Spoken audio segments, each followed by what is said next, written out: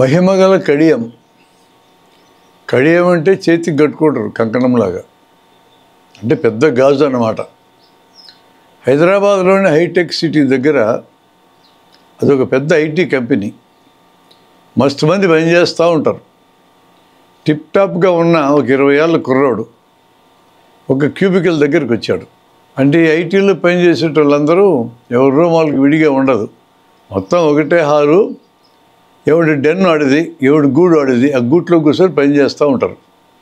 తలకాయ పైకి ఎత్తే అవతల గూట్లో వాళ్ళు కనపడతారు, కూర్చుంటే ఎవడు కనపడ్డు, వాళ్ళ గూడు తప్ప. ఈ గూళ్ళల్లో పని చేయించే కొత్త కల్చర్ ఐటీ కంపెనీలు వచ్చినాక వచ్చింది. అక్కడ అనితనే ఒక అమ్మాయి పనిచేస్తూ ఉంది.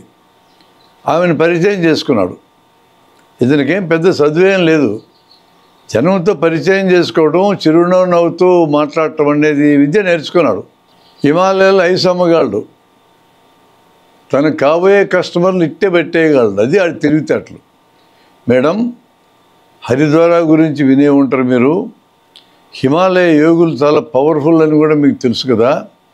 నేను 3 ఏళ్ళు అక్కడ శిష్యరికం చేసి గురువుగారి దగ్గర ఈ కడియం తీసుకొచ్చాను. స్టీల్ కడియం, చాలా మహత్తుగల కడియం ఇది. దీన్ని రాత్రంతా రాగి బిందెలో ఉన్న నీళ్ళల్లో నానబెట్టాలి. ఉదయం ఆ నీళ్లు తాగితే 5 రోజుల్లో ఎలాంటి రోగమైనా తగ్గిపోతుంది. ఇది కేవలం 25,000 మాత్రమే. అంటే ఎంత పెద్ద సర్వరోగ నివారణ లాంటిది 25,000కి మాత్రమే దొరుకుతుంది, పెద్ద ఖర్చు ఏం కాదు. ఇది మీరు ఉంచుకోండి మేడం, మన ఇంట్లో ఎవరికైనా ఎప్పుడైనా అవసరం కావచ్చని 5 నిమిషాలు నచ్చ చెప్పగలిగాడు. ఆమె కడియం కొనాలని తీర్మానానికి వచ్చింది. అంతగా ఆకర్షించి అమ్మగలడు అతను. అలాంటి అమ్మే దాంట్లో ఆ విద్య అద్భుతమైన విద్య. ఈ విద్య పనిగట్టుకొని నేర్పిస్తారు పరిశ్రమాధిపతులు. ఆ విద్య తెలిసిన వాళ్ళకి ఎక్కువ జీతాలు కూడా ఇస్తారు. కేవలం 25,000 ఎందుకన్నాడు? ఆ అమ్మాయి ప్యాకేజీ నెలకు 2 లక్షలు వస్తుంది. ఒక నెల 25,000 పోతే పోయాలి అనుకుందామే. ఇంకో రహస్యం కూడా చెప్పాడు. మీరు ఈ కడియం ఇంక 4గురికి నమ్మించగలిగితే ఇది మీకు ఫ్రీ మేడం అన్నాడు. అరగంటలో ఇంకా 4 అమ్ముడు పోయినాయి. అంటే మొత్తం 5 × 25,000, 1,25,000 లెక్క ప్రకారం. కానీ అమ్మాయికి ఫ్రీకి ఇచ్చాడుగా. 1,00,000 వసూలు చేసుకున్నాడు హరిద్వార యోగి. 5 కడియాలు మార్కెట్లో 500 కంటే కాదు, కానీ అరగంటలో వాటి రేటు 1,25,000 పెంచేయగలిగాడు. ఎందుకు కడియం వల్ల రోగాలు పోతాయని ఎప్పుడు తెలుస్తుంది మనకి?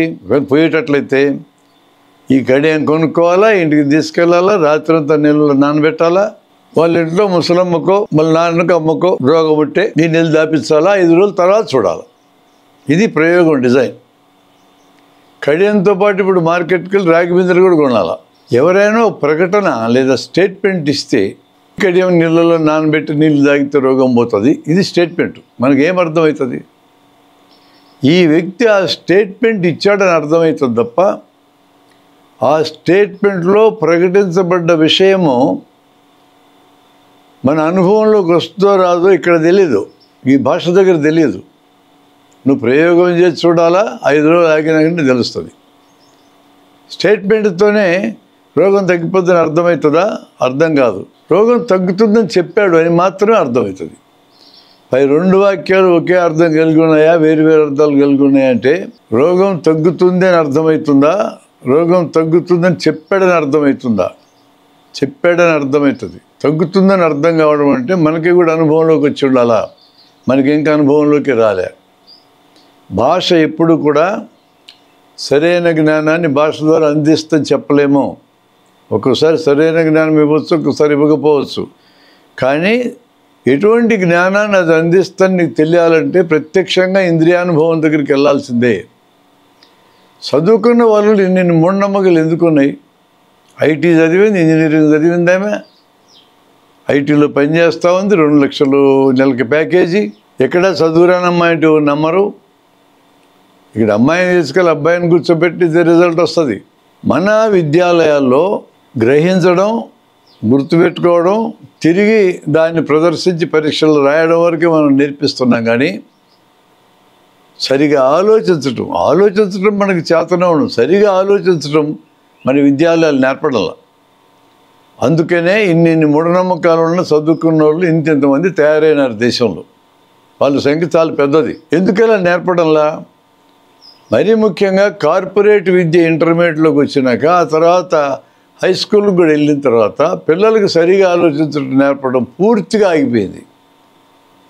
మార్కులు ర్యాంకులు, మార్కులు ర్యాంకులు, ఇదే జపం. ఏదైనా ఒక ఇన్స్టిట్యూట్ 4-5 ర్యాంకులు తెప్పించి పరీక్షలు అయిన తర్వాత పేజీ ప్రకటన ఇచ్చిందనుకోండి, పొలోమని దాని దగ్గరికి వెళ్తారు. నారాయణ, శ్రీ చైతన్య చాలా పెద్ద కార్పొరేట్ ఇంటర్మీడియట్ విద్యా సంస్థలు. వీళ్ళ దగ్గర 1,00,000కి తక్కువ లేకుండా పిల్లలు చేరతారు. Long term, short term. వెళ్ళినాక ఏంటి పని?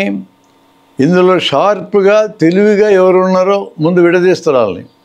వాళ్ళకి ప్రత్యేకమైన కోచింగ్ ఇస్తారు. నెక్స్ట్ ఇయర్కి మళ్ళీ ర్యాంకులు తీసుకురావాలి కదా. ఒక 1000 మంది అన్న ర్యాంకులు వస్తేనేగా మళ్ళీ మార్కెట్ చేసుకోవడానికి వీలవుతుంది. కాబట్టి తెలివిగలను విడదీస్తారు. గ్యారెంటీగా ర్యాంకులు వస్తాయి అనుకున్న విడదీసి తోంపారేస్తారు. వాళ్ళని మిగతా మామూలుగా తోముతారు. ఎటొచ్చి తోముడే. 1,00,000 మందిని తోముతారు ఎక్కువ తక్కువలో. ఫైనల్గా 1000 మందికి ర్యాంకులు వస్తాయి. ఖచ్చితంగా ర్యాంకులు రాగలవని హై స్కూల్లో అట్ట ప్రూవ్ అయినా మొదటి ర్యాంకర్లకి ఉచితంగా కూడా మేము కోచింగ్ ఇస్తాను పట్టుకెళ్ళగల అసాధ్యులు. 1000 మందికి ర్యాంకులు ఇచ్చినాక మిగతా 99,000 మందిని ఏమనాలి? 99,000 మంది యొక్క తల్లిదండ్రులు కూడా డబ్బులు కడతారు. లక్షన్నర. ఆ పిల్లలు తీసుకెళ్ళి దెబ్బలో పారేస్తారు. ఇది కార్పొరేట్ విద్య అంటే. అదొక మిథ్య, పక్కా మోసం ఇది. ఈ సంగతి తల్లిదండ్రులకు ఎందుకు అర్థం కాదు అంటే, ప్రభుత్వ విద్య నాశనం అయిపోయింది కాబట్టి ఏమన్నా మా పిల్లల్ని బాగా చదివించుకోవాలా, మంచి ఉద్యోగం వస్తే సంపాదించుకొని బతుకుతాడు అనే ఆశలోంచి వాళ్ళు చేస్తున్నారు. అలాంటి ఆశ ఉండడం తప్పు కాదు, కానీ కార్పొరేట్ కాలేజీల్లో చేర్చడం ద్వారా తమ పిల్లలు బ్రహ్మాండంగా ర్యాంకులు సంపాదించి మెడికల్ కాలేజీలు, ఇంజనీరింగ్ కాలేజీలు చేరతారనేదే భ్రమ. 1000 మంది చేరతారు, లేదా 2,000 మంది చేరతారు. మిగతా వాళ్ళందరూ దెబ్బకపోవడమే. చదువు లేని వాళ్ళకంటే చదువు వచ్చిన వాళ్ళకి ఎక్కువ మూఢనమ్మకాలు ఉన్నాయంటున్నారు. నిజమేనా? చదువు లేని వాళ్ళలో మూఢనమ్మకాలు ఉన్నాయి. దిష్టి తీయటం, మంత్రం వేయటం, అంతరం వేయటం, ముడుపులు కట్టడం, అవన్నీ ఎంతో కాలం నుంచి ఉన్నాయి పెరగలే. ఇక చదువుకున్న వాళ్ళు కొత్త వచ్చినాయి, అవన్నీ ఉన్నాయి ఏదో మేరకి. అవి లేనటువంటి చదువుకున్న వాళ్ళు ఏమంటారంటే, మాకు అట్లాంటి మూఢనమ్మకాలు లేవండి అని గర్వంగా చెప్తారు. వీళ్ళకేమున్నాయి? Reiki, pranic healing, aroma therapy, flower therapy, magnetic therapy, సంఖ్యాశాస్త్రము, జ్యోతిష్శాస్త్రము, వాస్తుశాస్త్రము, కుప్పలు ఇట్టాటి. వీటిలో ఒక్కటి ప్రూవ్ అయింది లేదు, ఒక్కదానికి ఆధారం లేదు. ఆధారం ఉందని ప్రపోజ్ చేసేటట్టుగా నిరూపించలేడు. చదువుకున్న వాళ్ళు ఆ లెవెల్లో చెప్తారు. నేను దిష్టి తీస్తానని చెప్తే లెవెల్ తక్కువ. నేను రేకీ ప్రాక్టీస్ చేస్తున్నా అనంటే లెవెల్ ఎక్కువ. నేను అంతర్వేయించుకుంటానంటే లెవెల్ తక్కువ. నేను మ్యాగ్నెట్ పెట్టుకున్న చూడు అని చేయి చూపిస్తే లెవెల్ ఎక్కువ. ఇది చదువుతో పాటు భేషజం కూడా వచ్చింది కదా. అందుకని చదువుకున్న వాళ్ళకి కొత్త రకమైన విచిత్రమైన మూఢనమ్మకాలు రావడం మొదలైనవి. చదువుకుంటే ఆటోమేటిక్గా సరిగా ఆలోచించడం వస్తుందా అంటే శాస్త్రీయ దృష్టి వస్తుందా? రాదండి. పుట్టుకతోనే చూడడం వచ్చు మనకి, సరిగా చూడడం రాదు. పుట్టుకతోనే ఆలోచించటం వచ్చు, సరిగా ఆలోచించటం రాదు. పుట్టుకతోనే మనకి పని చేయటం వచ్చు, సరిగా పని చేయటం రాదు. సరిగా చూడడం కానీ, సరిగా ఆలోచించటం కానీ, సరిగా పని చేయడం కానీ నేర్చుకుంటేనే వస్తుంది, లేకపోతే రాదు. చదువుకున్న వాళ్ళ మూఢనమ్మకాలు ఎక్కువ ప్రమాదకరమైనవా? చదువు లేని వారి మూఢనమ్మకాలు ఎక్కువ ప్రమాదకరమైనవా? చదువు లేనివాడి మూఢనమ్మకాలు నష్టం చేస్తే అతని కుటుంబం వరకు చేస్తాయి. పైగా చదువు లేదు కాబట్టి ఇతరులకి ఆర్టికులేట్గా చెప్పలేడు, అర్థమయ్యేటట్టు చెప్పలేడు. ఇంక చదువుతో పాటు రాయడం కూడా వచ్చిందనుకో, వాడికి ఎక్కువ మందికి మూఢనమ్మకాలు సరఫరా చేస్తాడు. రాసేతో పాటు మాట్లాడడం కూడా వచ్చిందనుకో, ఉపన్యాసకుడు అయ్యాడు అనుకో, ఇంకా ఎక్కువ మందికి పోయి చెప్తాడు. చదువుకున్న వాళ్ళకి రాయడము, మాట్లాడడం అనే అదనపు నైపుణ్యాలు వచ్చే అవకాశం ఉంది కాబట్టి వీళ్ళకి మూఢనమ్మకాలు ఉంటే ఎక్కువ మందికి మూఢనమ్మకాలు సరఫరా చేస్తారు. చదువు లేని వాళ్ళకంటే చదువుకున్న వాళ్ళే ఎక్కువ మూఢనమ్మకాలు దినవన్ని తినబడేస్తారు.